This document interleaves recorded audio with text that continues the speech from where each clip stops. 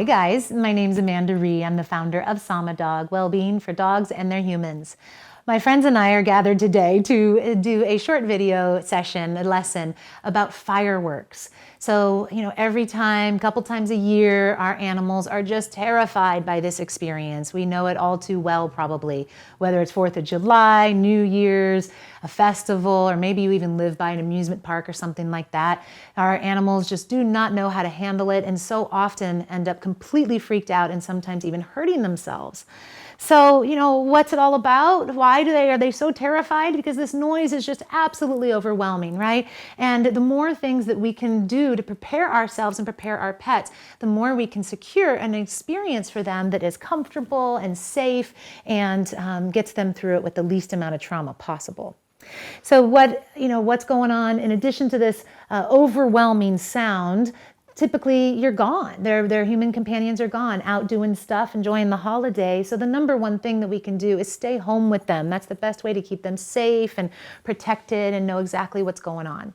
Now, if you can't do that, of course, placing them safely in the home and maybe having someone watch them. And if you can't, then we'll talk about where to leave them if you do need to leave them at home alone. So just keeping in mind that why this is such an important conversation is because our animals will get out during these times. They will sneak out the doors. They will jump out windows. I mean, I've heard stories of dogs jumping off a roof to get out of town because they're just trying to escape the noise, not realizing, of course, that they're just getting themselves even closer to it. Once they're out, they'll run into the streets. They'll, it's very dangerous for them out there because they're not in their right mind. They're so scared they won't even come to anyone.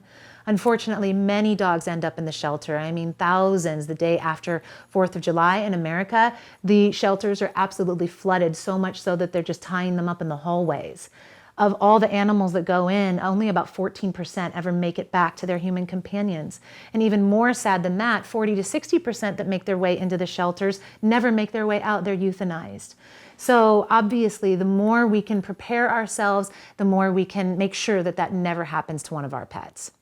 So what are some of these tips? Let's start with food, shall we? So when, we go to a Thanksgiving meal, right? And we eat a big dinner and our bellies are full and we've eaten all the turkey and the carbs, we all know that feeling of being super tired from the tryptophan, that amino acid mixed with the carbohydrates. So that same experience is for our dogs, that same reaction in the body to bring about that tiredness when you have that meal. So basically just feed that meal to your dog. So the way I recommend doing it is we've mixed this up so we can go show you a little visual here. We've got some pasta. You can also use rice or potatoes. And then there's some turkey, just some ground turkey that I've browned a little bit. You don't have to cook it very much and mix it together. Now you would just add that into your dog's current food. It would be about half of their food. So hopefully you are feeding your dog fresh foods also on a daily basis. And therefore their belly won't be too upset, with feeding them this. Now, if you don't do that, first of all, I highly encourage you to give them some more life in their food and also start to do this then a day before or so. So again, it doesn't trigger a bellyache, and especially if you're not there. So just to show you, you'd add in your kibble. We feed a dehydrated food. Everybody actually gets a little bit different, but mostly we feed a dehydrated food called the Honest Kitchen. You may know of it. Maybe you feed raw. We do that with one of our dogs. We also cook for one of our dogs. So whatever it is, just do about half of their normal, half of this meal. And then, of course, you just mix that all up, and even a little tiny bit of warm water on there would be good. Again, just a little bit more grounding and nurturing for them. So preparing them in that way and adding on, if you have anything like a calming herb, of course, you want to check in with a practitioner of animals to make sure that that herb is appropriate, or definitely do some good research online. But an herb that I love using is a well-known Ayurvedic herb called ashwagandha, and you can find that at any natural food store or grocery. You can also buy it online, or I carry it as well, a brand called Ayush, which is super high potency and made for animals as well. So you can just put a little bit of that herb even a couple days early, maybe some melatonin. Go to your natural pet food store in your area and ask them what they would suggest. They've got some great supplements and guidance for you. Secondly would be music. So in this space in which your dog is staying, make sure that you're playing some music for them. Now the idea here is to have some rhythmic music so that you're canceling out the sound of the fireworks around you. So the dogs are just hearing that. Obviously you want to pull the volume up a little higher, nothing crazy and disturbing for them, but you do want to have it, of course, like loud enough to do its job. Now anything rhythmic, a good beat, some drums, studies have shown, I'm not joking, that dogs really love reggae music. That's their thing. They're drawn to that beat or the tone or the frequency or whatever it is. So maybe it's reggae for you. So just imagine that space where your dog is. They're calm and they're hearing the beats. Yeah, they're much more relaxed then. You know, listening to reggae music makes everybody feel a bit more relaxed, right? So, okay, so besides that, we've got also where do they get placed in the room, in the house. So you want to keep them in the center of the house somewhere or in a space that's as insulated as possible. So maybe there's a room that only has like one small window in the back of the house, or maybe there's a bathroom that's kind of right in the middle with no windows. Just keeping them in that space is a really good idea. You can also use, so set up their bed and their crate in there and make it really, really comfy. You can use a couple drops of lavender essential oil. Now you want to go really gentle with aroma, using aroma for animals, but a couple drops on their bedding or blanket should be just fine. And again, just making sure that everything, you know, there's nothing that they do jump up on the walls and they get on the counter. Remember, they might get a little bit crazy, so make sure your cabinets are sealed and things like that, just in case.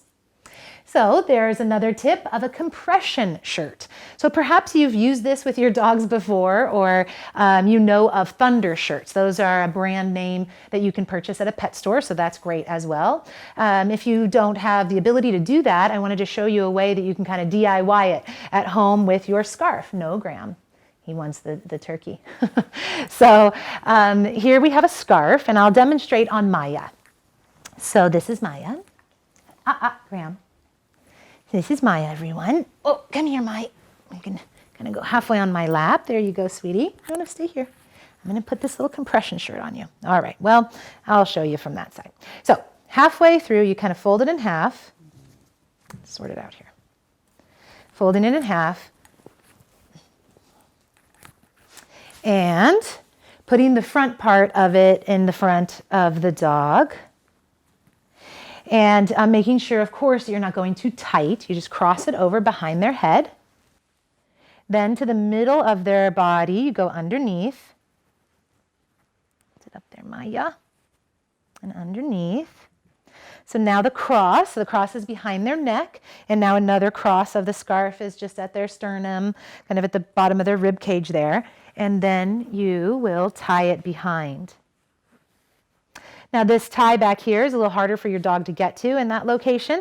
And now you just want to go along and flatten it out, make sure it's not uncomfortable or pinching them anywhere or bulky, and definitely not tight enough where it's choking. That's why the flattening out is good, so it gives like some good area, you know, some good surface area to the pulling, to the hugging.